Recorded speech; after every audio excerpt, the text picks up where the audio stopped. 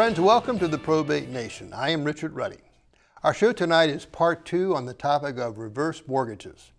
And let me tell you why I think this topic is again worth a few additional minutes of your time. In our show tonight, we will learn specific financial strategies that advisors are employing to address a host of common challenges you or your elderly loved one are facing in retirement. The New York Times, the Wall Street Journal, and the AARP magazine now acknowledge that a reverse mortgage may be an effective tool to implement those strategies. And we are delighted to have back with us two professionals who are intimately familiar with reverse mortgages. They work regularly with elderly, their attorneys, and financial advisors to secure reverse mortgages that then allows for the implementation of these financial strategies to be discussed tonight.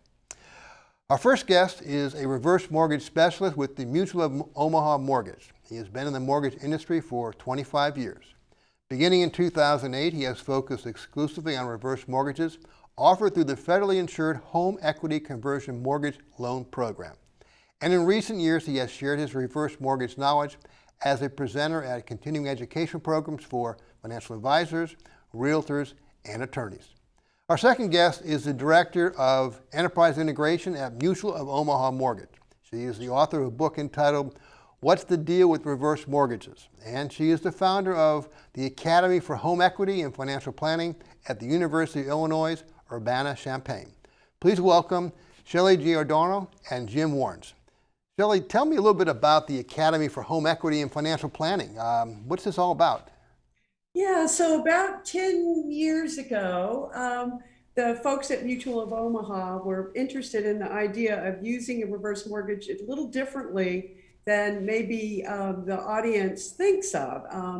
There was an understanding that if you could initiate home equity earlier, use of home equity earlier in retirement, that there might be a real benefit. And so we put together a group which is now under the aegis of the financial planning arm of the University of Illinois. It's economists and mathematicians and gerontologists and financial planners and lawyers who are all looking at this idea of using home equity in a proactive way earlier in retirement to smooth out all of the threats that come with a longer retirement. Well, in that vein, let's go ahead and talk about that, because I was very interested in preparing for this program when you kind of outlined. So what are these common threats that you guys see retirees facing? Yeah, so the threats to retirement are really kind of broad, but can be ranked by really three. The first threat to retirement is what we all know, is that we just don't know how long we're going to live, longevity. That's the first variable. Second one is we don't know how our nest egg is going to perform over however many years it is that we are living. And another threat on top of that is actually a regulatory threat. We hope Social Security will survive in the way that we're all expecting it to, but who knows? And then the third variable that makes retirement planning so difficult is just those unexpected expenses. And the longer you live, the greater probability that something bad's going to happen to your house. You may have transportation issues. You might have a huge dental bill. You might have hearing aid bills. All of the things that Medicare don't cover can, as well as housing and transportation, really can potentially impact your retirement. Well, it sounds to me like these threats directly impact a retiree's cash flow. So, Jim, let's go to you and talk about some of the, we're going to talk about some of these strategies in order to use a reverse mortgage. But first of all, tell me a little bit about, and let's bring us back up to speed, on what is the paradigm of the modern reverse mortgage? What are some of the old misconceptions and how it works, and how does it work today? Well, there certainly are a number of misconceptions, Richard, and we deal with them in the industry all the time. Now, the program, the modern reverse mortgage, has been in place since the late 80s in the Reagan administration. Some of the misconceptions about it, first and foremost, is that the borrower is giving up title to their home or they're selling their home. Not the case. They think that the loan is permanent. Once in, you can't get out. Not the case. You could refinance, you could pay off the loan anytime you want to. People think they can outlive the loan, or worse, may have to start making payments or get forced out of their house. That's not the case.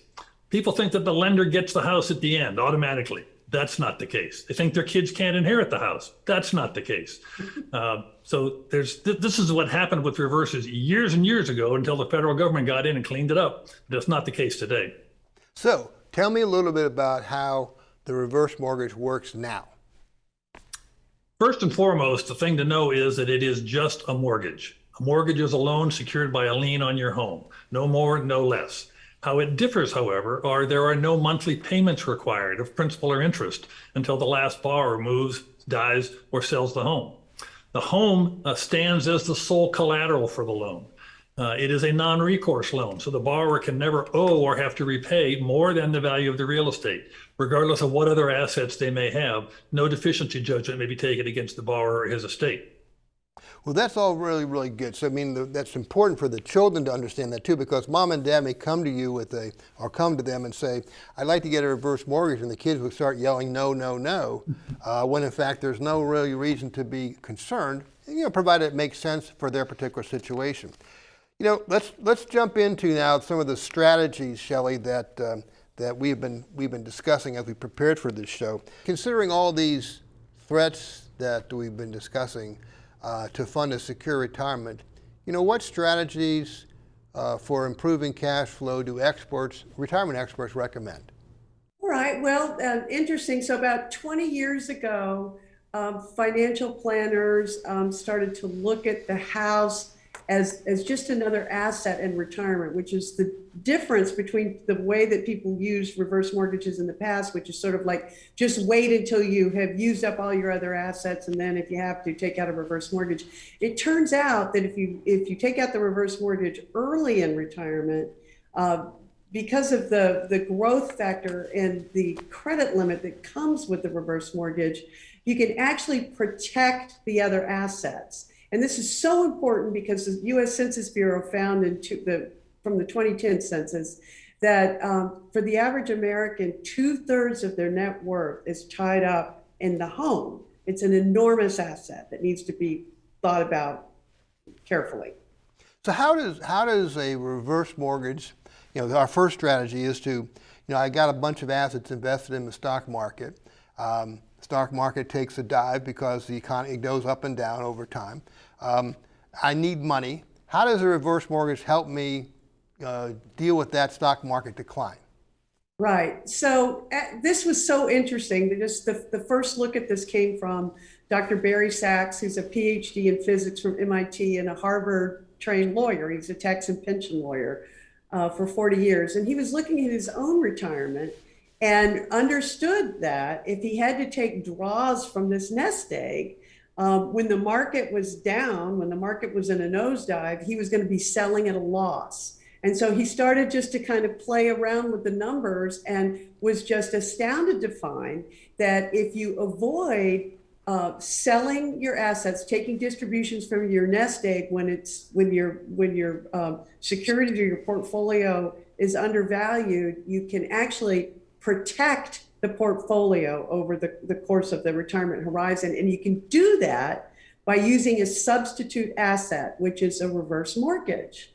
Oh, that's very interesting. So it sounds like taking draws would actually protect that. That's really kind of interesting, because then you don't get those losses that stack up because the market is down, which the market will go down from time to time.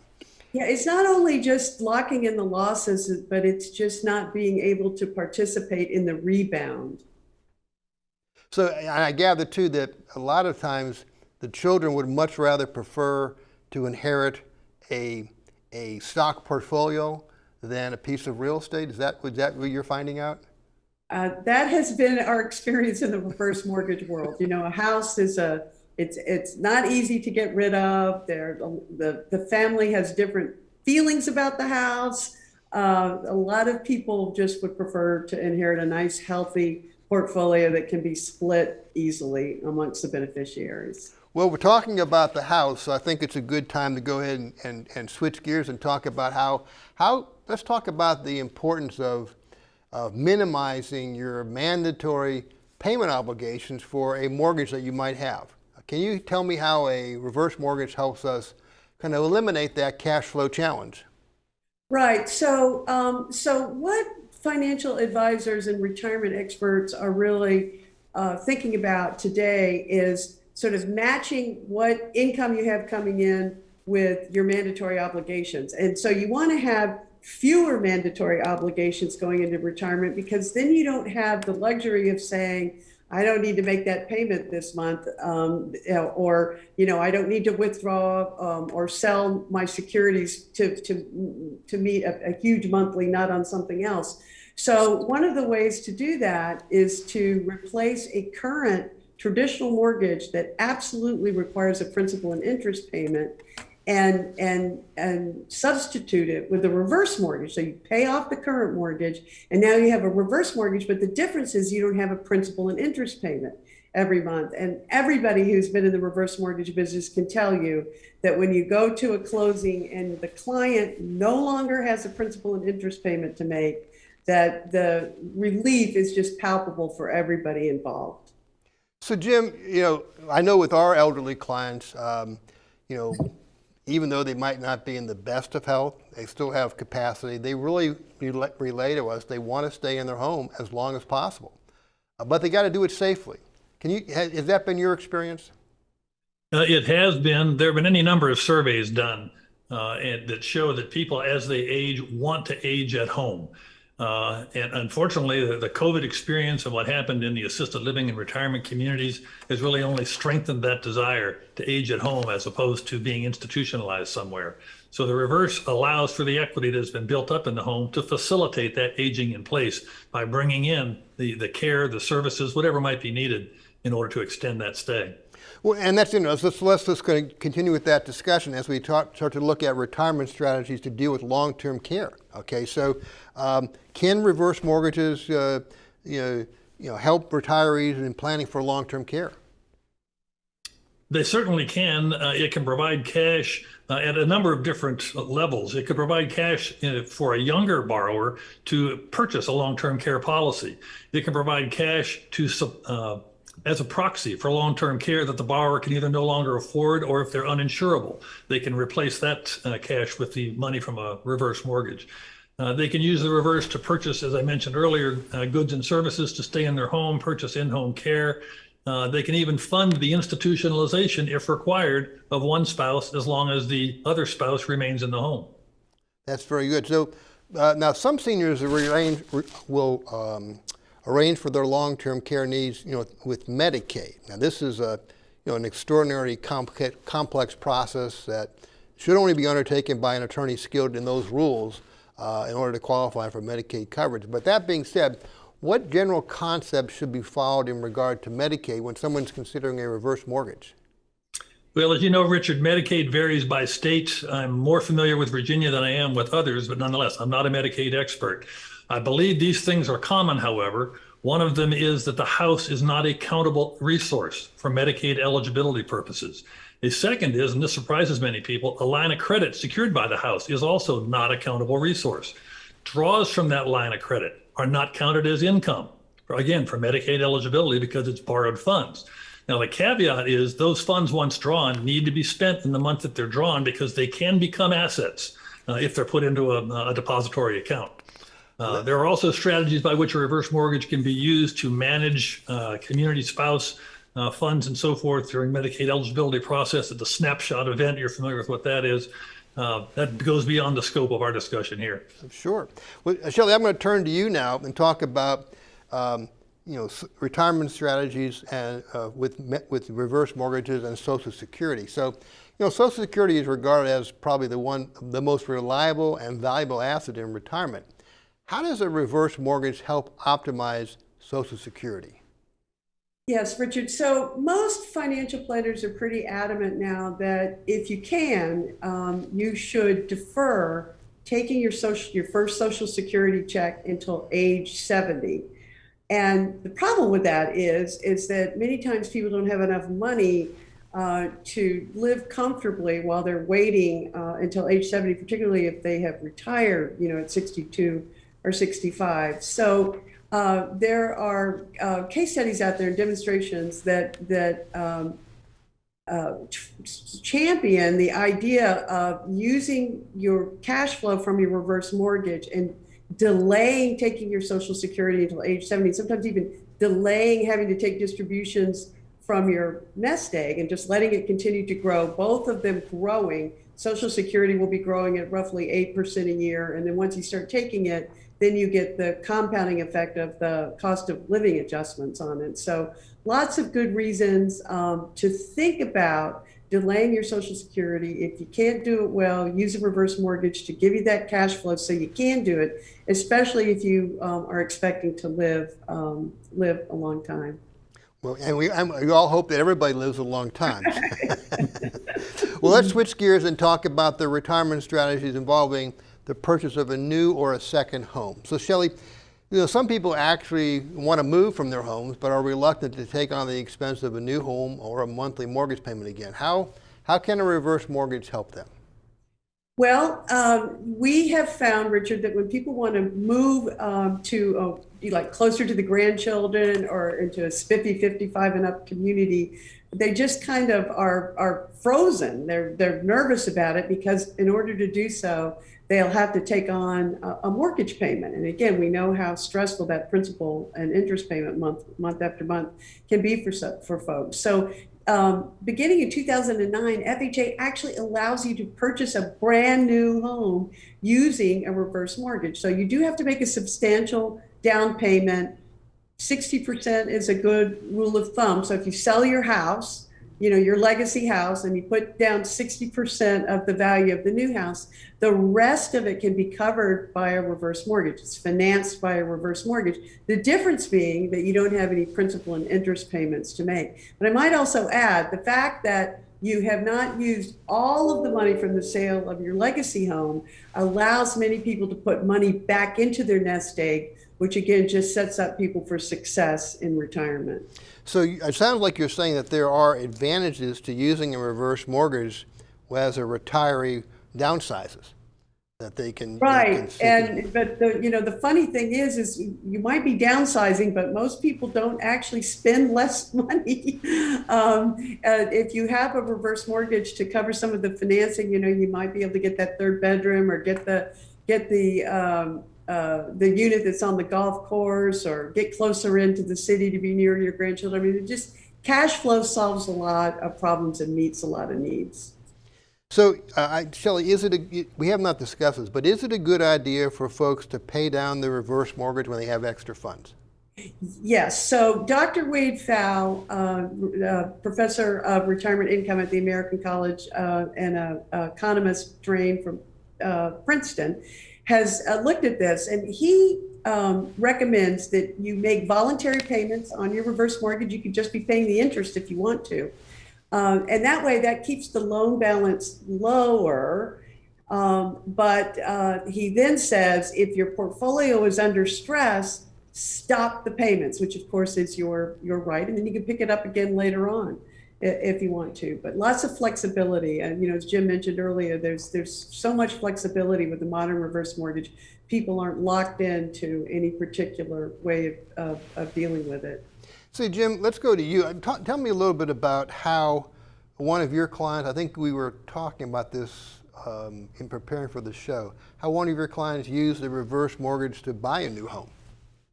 Well, I actually did have a client who made classic use of the program to buy a new home. She was a widow who had been in her suburban home for 30 or 35 years. Her husband had passed away. The kids were gone.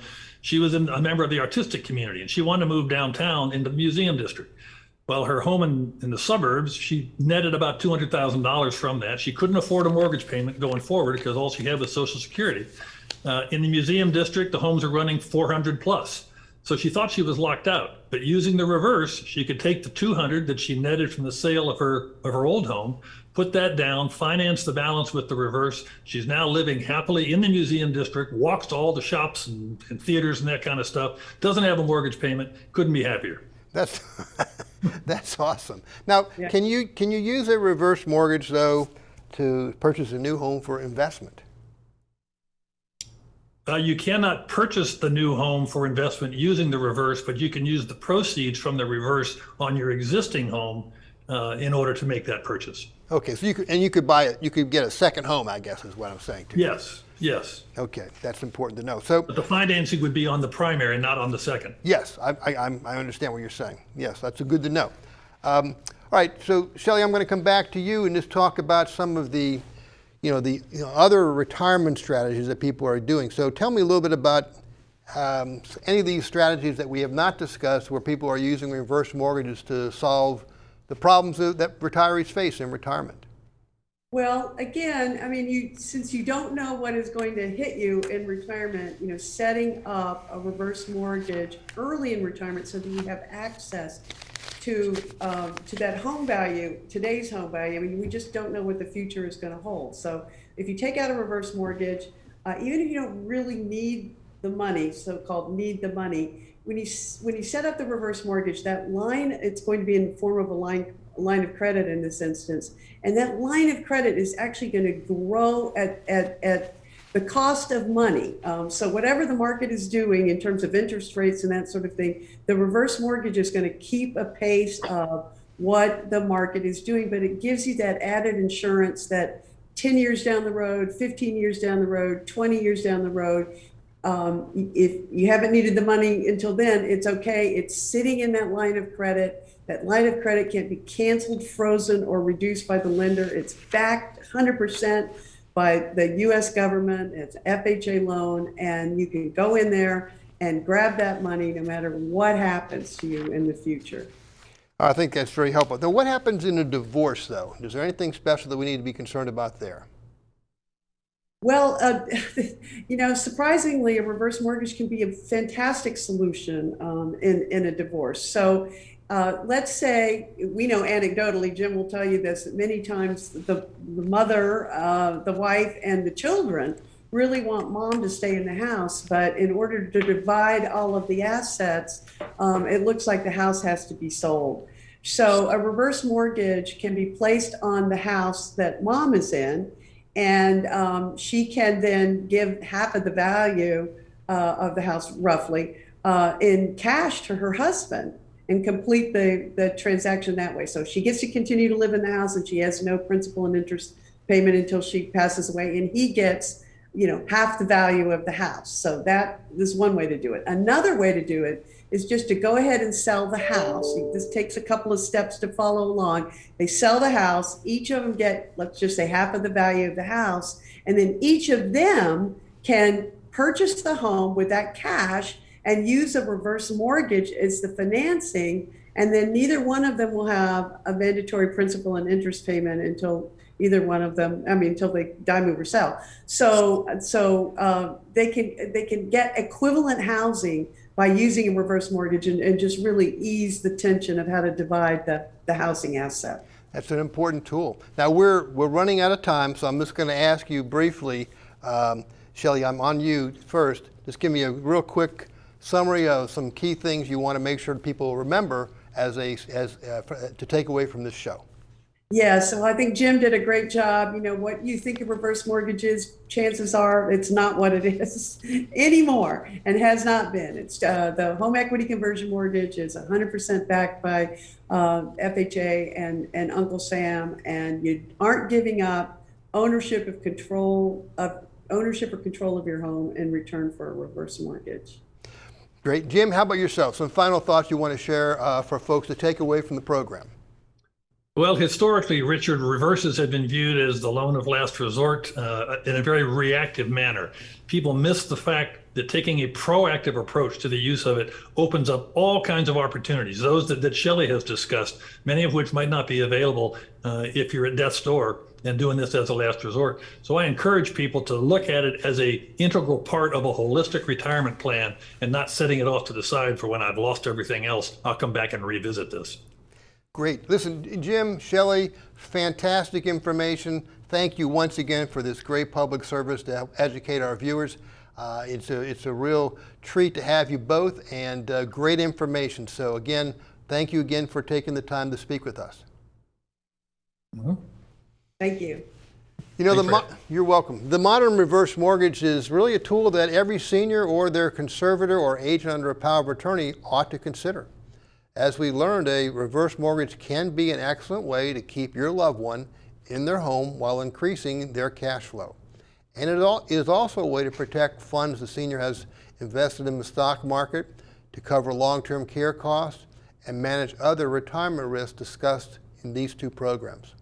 But whether a reverse mortgage is right for your elderly loved one requires the advice of professionals. So I do encourage you to consult with an attorney, a financial advisor, and a reverse mortgage specialist who is knowledgeable about this particular area. The reverse mortgage just may be the solution you have been looking for to solve whatever retirement risk you are facing. This brings us to the conclusion of our show this evening. I hope you found these shows on reverse mortgages helpful. Until next time, take care, live wisely, and be safe out there.